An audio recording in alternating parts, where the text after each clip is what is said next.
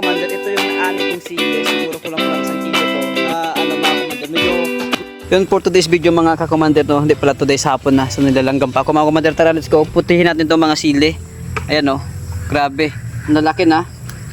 Ayan. So anong nangyari kasi dito, inalagaan ko, inabunuan ko. Ang problema, lalong pumapangit pag inaalagaan ko.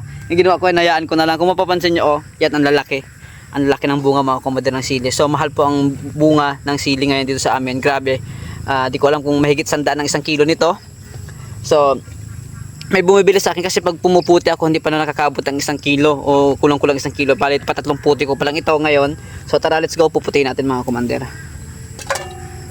Ano yung isang puno? Ito yung unang tanim ko na sili, yung galing kay Ate Robicon Villanueva. So shoutout po Ate Robicon, thank you so much. Ito na yung tanim binigyan mo sa akin na nung naalala mo yung nung binigyan mo ako ng bini ng sili. Ito na siya. Yan, pinuputihan ko na. So ito pa siya yung Taiwan.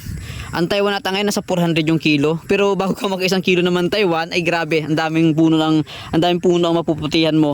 Kasi itong aking pa ngayon, sa ngayon, itong mga Taiwan ko, yan pero may Taiwan ako doon. Hindi pa siya ganong bumubunga. Itong ganito, sana mas mayabong pa dito yung puno ng Taiwan. Ayan. So ito 400 ata ang kilo nito. Hindi ko alam. So tara, let's go. Pero sa ngayon, pupokus tayo dito sa siling sigang. Ano bang tawag sa inyo dito mga commander? Ayan grabe, ang dami. Ayan. So meron pa rin akong puputihin doon sa bago kong tanim. Nag-harvest na rin ako doon.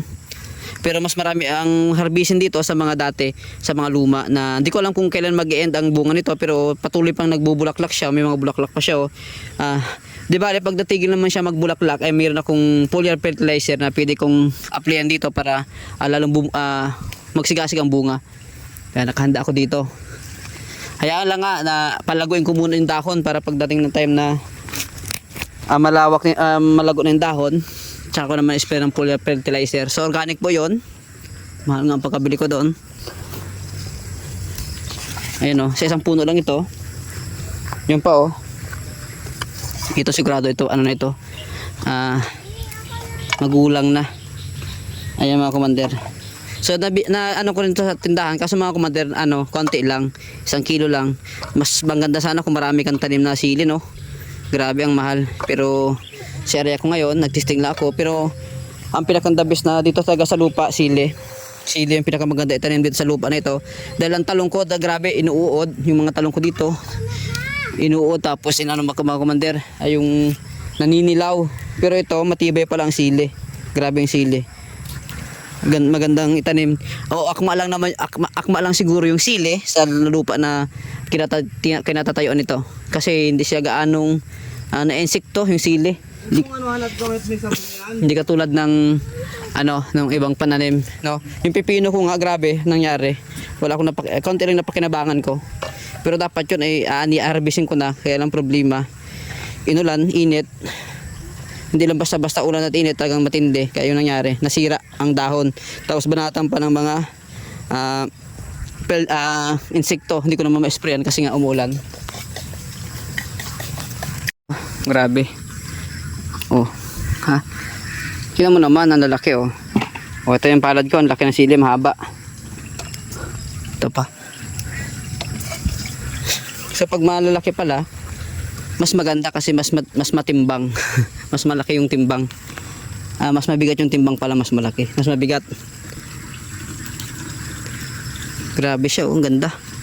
So sana tumawag pa tong buhay ng sili ko na ito. Ayan. Actually may kumukuha sa aking sili. Ang problema ay ayun, kasi konti lang naman ang aking tanim. Pero pag yung halimbawa yun, naging ganito kalaki, ayan, maganda na yung ani ko dito. Bali ito nga pala mga commander, yung pangalawang ani ko pala ito dito.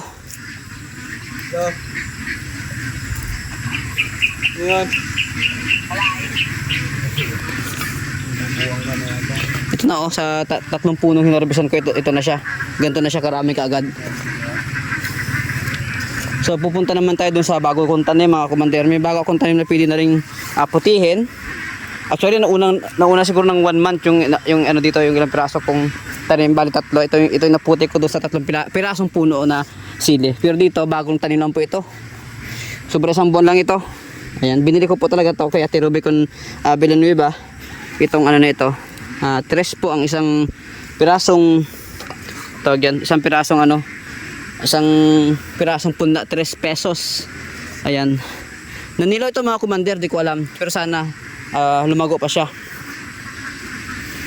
Halos lahat naman mga commander na aking dito, tanim na nilaw. Dahil nga init, ulan, tindi ng init, tindi ng ulan. Kaya yun, nangyayari. Gaganito, nagkakaroon ng, di ko alam, siguro punjay ito. Ayan. At ito na nga mga commander, ito yung naani kong sili. Siguro kulang-kulang 1 kilo to na mga commander. Medyo mabigat ngayon ang aking mga sili sa kadalan. Tingnan mo malalaki, mahaba at malalaki mga commander. So grabe. Doon pa lang doon sa 4 na puno doon. Ang dami ko nang naputi. Tapos dito, kapag halimbawa ito gusto ko nga lumaki pa ito. Ang problema dito ay maaga siyang bumunga, no? Itong area ko nito. Sana lumaki, tumaas pa sila.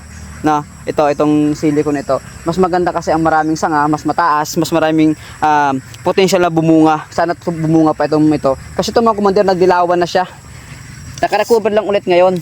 Ayan, nakarecover siya ito at ito, ayan mga commander. So sana tumaas pa siya ng mataas para mas maganda bumigay ng bunga. Ayun naman mga commander, yun ay siling Taiwan naman to. So mga commander, ito hanggang dito na lang yung pagbablog ko ngayong hapon na ito mga commander, at dun sa sa sili. At ito mga commander yung naani ko.